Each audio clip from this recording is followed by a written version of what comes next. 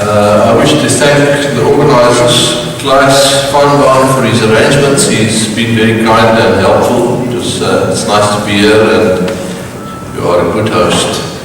And Jerome Bouvet, who started Presbymania a number of years ago, it's always an honour and a pleasure to be here. I want to report on the initial experience with the Presbymax Lasik. Now, we know that presbyopia can be treated in different ways, and we are going to discuss Presbymax. I'm not going to elaborate on that anymore. It was developed by Schwint in cooperation with Prof. Alio and the Oculus group from the University of Alicante. We say that we do not have financial interest in this treatment. It's of course not true. Patients pay me, so I have a lot of financial interest in this treatment. And here we have the laser, the Schwint Amaris, the Sirius wavefront aberrometer, and the keratome is not on the picture, but you all know it. The ablation profile is applied to the stroma with a normal LASIK procedure.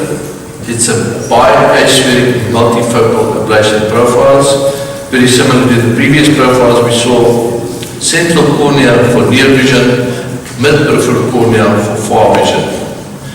And here we see the ablation pattern. That's for near vision, that's for intermediate, and that's for distant vision. It distributes light in different percentages. As we see here, 35-40% for near, 15 intermediate, and 45 for far. Patient selection, we all know the patient selection criteria, and it's no different for laser treatment than for multifocal IOLs. If we look at the ocular factors for these patients, they must be over 40, which of course is a debatable point. He can be 38 or 43 or whatever, but he must be presbyopic. No ocular pathology, best corrected vision 0.8, near vision with a 150 at 0.63. In their brochure, they say it's J4, I think it's J3. The refraction variation is visible for you to see, the astigmatism to -3. And we use cycloplegic refraction, sorry, wrong button. And for myopia, we use the manifest refraction. We do corneal wavefront. The patient must not have keratoconus or irregular astigmatism. The K readings must be between 40 and 48, perimetry more than 500. And then we measure the photopic, mesopic, and scutopic pupils. The pupil must have normal motility. Photopic pupil 2.5 to 3, and scotopic pupil minimum 4.5. And then what happens after the operation? Your pupils still obviously have an effect. I like to memorize 3, 4, and 5 millimeters. 3 millimeters covers near vision, 4 millimeters covers a new term that I devised 3 days ago was social vision, 2 meters. It's nice for me to remember, 4 millimeters social vision. 5 millimeters distant vision. Post-op pupil effect, in good light, you will read better. And sunglasses improve distant vision. And these 2 recommendations from the company emphasize the fact that Presbymax treatment has very specific limitations and limited usefulness. I'm not saying it's not good, I'm saying it's limited and you must know when to use it, and that's not so easy always. Expected satisfaction from high to low. Hyperopes, the high astigmatism, high myopes, they will most likely be satisfied. Reason being, you take them out of their glasses. They were forced to use glasses always before operation. Afterwards, they never have to use glasses. Emmetropes have excellent distant vision before the time. And if you do anything to them that changes the excellent distant vision, they're not happy. Same goes for low myopes, just for near vision.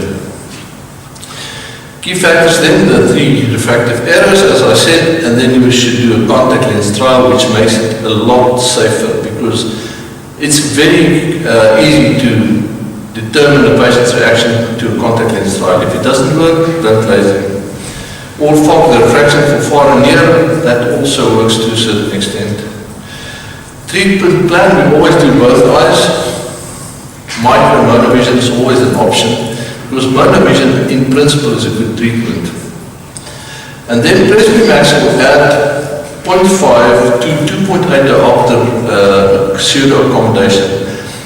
You get what the laser is pre-programmed to give you. The moment you put in the age of the patient, the laser gives you an addition of pseudo accommodation. And the results are enhanced by depth of focus. Treatment plans, I always put in treatment of optical zone of 7 mm. The company will recommend other zones. I don't think it's worth even looking at it, but that's what they say. Technique, we do a Lasik, it's aberration-free treatment, it's on the corneal vertex. Now, I don't agree with the company. They say it must be on the corneal vertex. I just don't agree with it. Because if you have a very large angle kappa and you put this treatment on the corneal vertex, the patient will not look through the central, most prolate part of the cornea for near vision. And now you will say to me, yes, but the algorithm was calculated for the apex of the cornea. I accept that. Therefore, if you put it on the non-apical part of the cornea, a little bit more nasally, you probably won't get the result you want. But I still don't agree with the principle of putting it on the apex always. Then we use offset and we use SCC, which is cyclotorsion control in cases of large astigmatism. Now, we didn't do many cases. You will remember the title of my talk is Initial Results. I'm very gingerly when it comes to corneal treatment for refractive, for presbyopia. I don't really think it's fantastic treatment. Now, our results, 1 or 2 lines less than 6 or 6 for distant uncorrected vision. These patients lose a little bit of distant vision. Even if they are, if I say lose 2 lines, I mean they don't get 6.6. They get 0.8 vision, which is 7.5 or 20/25. Some of them even get a little bit less. They get good. These patients, we got 6 eyes only in the series. They are happy with their near vision, and they are happy with their intermediate vision. With best corrected vision, they lost a bit of clarity. Micromonovision, of course, can improve the results. Contrast sensitivity, they did not complain about. It was moderately reduced, but it didn't bother them. Halos and starburst, not very problematic. All 3 patients are very happy. That's very interesting for me because from where I stand, the results are not good. But they complain a bit about distant vision. Only 1 out of 6 eyes had a good refraction post-op. No eyes lost more than 1 line of best corrected vision. But they did lose 1 line. And if you look then at our refractions of the 6 eyes, look at post-op refractions, minus 150, 150, 150, 125, 1. These people are all myopic. So that's why they can read. Of course, they have the central, very controlled eyelid, but it's still a central eyelid. The cylinders, there's one of the large cylinder, and the uncorrected vision, 0.63, 1.0 with the high cylinder, look at that. And then this patient is a very happy lady. She started out with a +2 both eyes. She's minus 150. She's ecstatic. She sings my praises every time she sees me. This guy is a bit more exacting and he wants to see a little bit better for distance. And this patient is somewhere in the Congo. We couldn't do all his follow-ups and he says it's wonderful. Because for the first time in years he can read. So there is a place for this treatment, but you must do the right patient. Complications then, myopia, reducing vision, astigmatism, only 1 eye, And then the optical complications, halos, volvos, ghost images, everybody notices it, but nobody really has a problem with it.